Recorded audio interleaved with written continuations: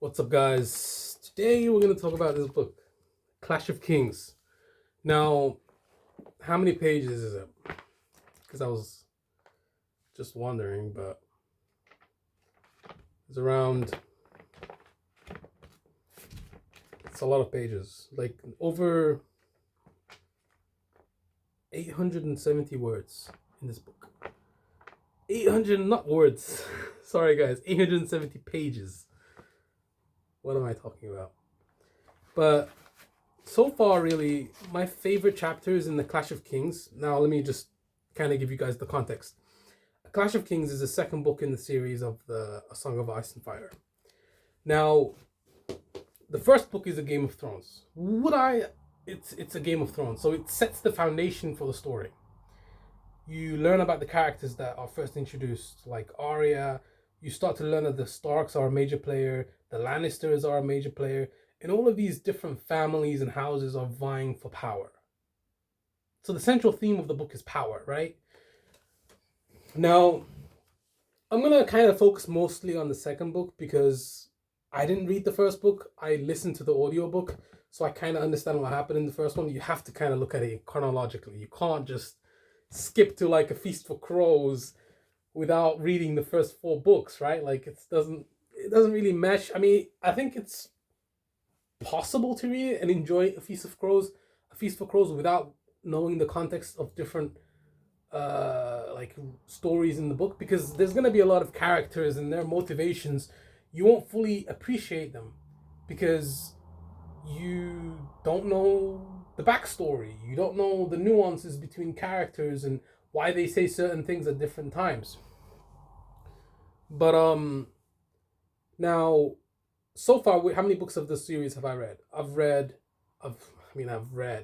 only A Clash of Kings, to be honest, but I've listened to the other ones on audiobooks. But let's get into A Clash of Kings so far right now. So the first chapter is kind of like a prologue, so it kind of sets the foundation, just like you guys always do with a good story. You have to have character development, blah blah blah. But after the first book, so one of the main characters is kind of like killed, right? I'm not gonna say his name. I'm not gonna like tell you why he was killed and all that. Just for people to kind of get interested in the book. I will kind of give them like a little bit of information. But my favorite character in the second book is definitely Theon Greyjoy.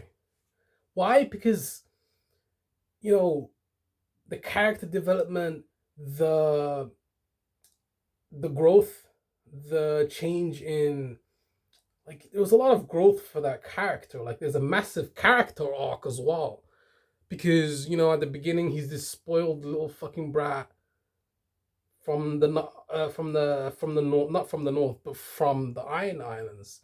But then he was abducted and sent to live as a ward for the Starks because of the rebellion of his father.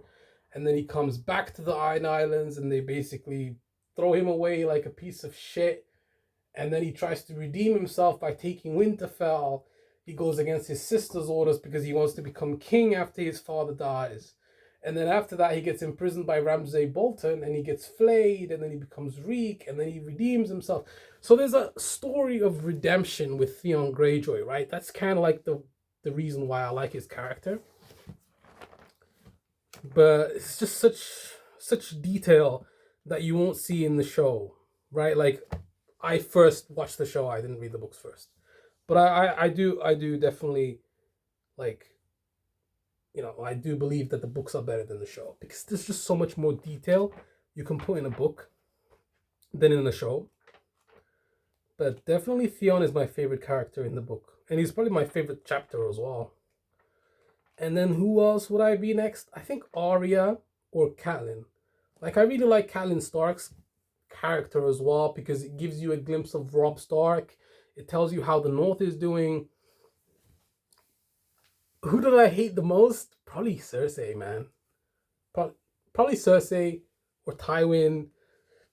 I respected Tywin, but I hated him. With Cersei, I didn't respect her. I hated her, and I didn't respect her whatsoever.